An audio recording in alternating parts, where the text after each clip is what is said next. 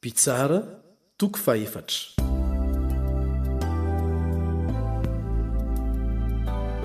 Ny nampahoriany Jabina ny Israely sy namonjeny Debora mpaminany vavy azy.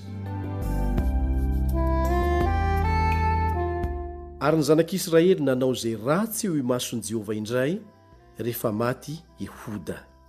Ary Jehova nivarotra azy ho eo an-tanan'i Jabina, mpanjaka ny Kanana, izay nanjaka tany Azora, ary Sisera izay nonona tany Haroseta ny Jentilisa no komandiny miaramilany. Dia nitaraina tamin'i Jehova ny zanak'Israely fa nanana kalesy vy 700 Jabina, ary nampahory fatratra ny zanak'Israely 20 taona izy. Ary Debora mpaminany vavy vadiny Lapidota no nitsara n'Israely tamin'izany andro izany.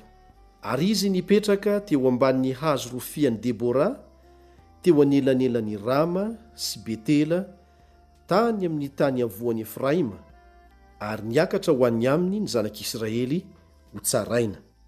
Ary Debora naniraka ka niantso an'i Baraka, zanak'i Abinoama, tany Kadesy Naftaly, ka nanao taminy hoe: moa tsy efa nandidy va Jehova Andriamanitry ny Israely nanao hoe: mandehana ka makanesa ny tendrombohitry Tabara, ary mitondra ray alin-da amin'ny taranaky Naftaly sy Zebulona hiaraka aminao, dia hoentiko eo aminao eo amoron'ny ony Kisona sy Sera komandiny miaramila ny Jabina, mba mikalesiny sy ny vahoakany marobe, dia hanolotra azy eo an-tananao aho.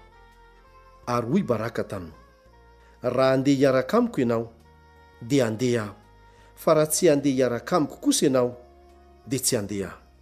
Ary io koa izy: handeha hiaraka aminao ihany aho, kanefa tsy ho voninahitra izao alehanao izao, satria eo an-tanam-behivavy no hivarotany Jehova ny Sisera. Dia niainga Debora ka nandeha niaraka tamin'ny Baraka hankany Kadesy.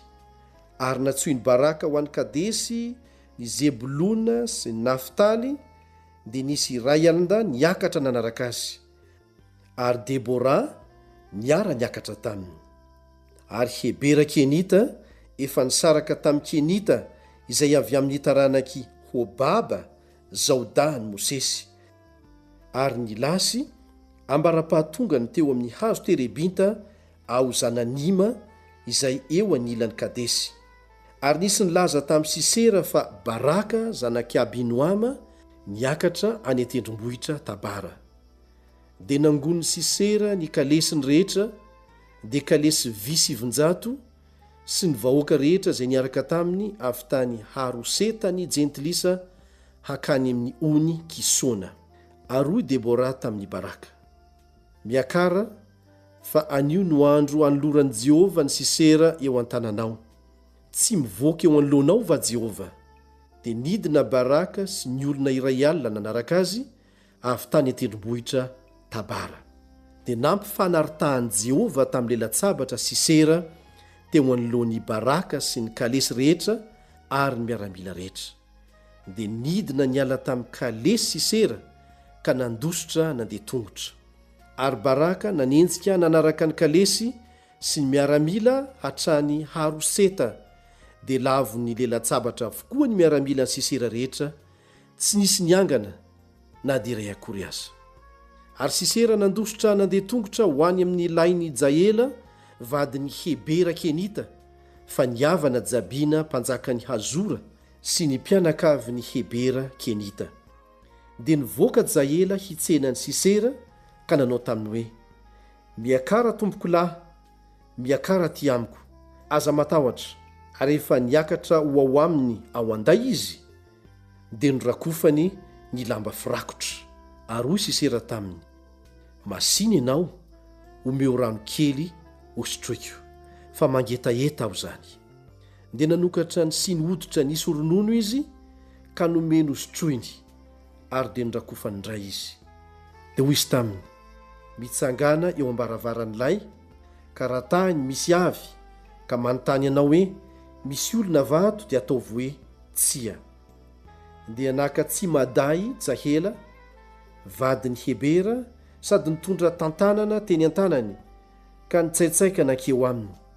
dia natsatony tamin'ny firifany ny tsy manday ka niatra tamin'ny tany, fa efa reniko ny torimaso Sisera satria sasatra ka dia maty izy. Ary no ny indro avy Baraka nanenjika any Sisera dia nivoaka hitsena azy Jaela ka nanao taminy hoe: avia ty fa asehoko anao ny lehilahy izay tadiavinao.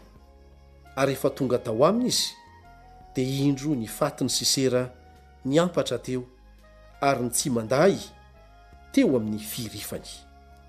Dia nahetrin'Andriamanitra teo anoloan'ny zanak'Israely tamin'izany andro izany Jabina mpanjaka ny Kanana.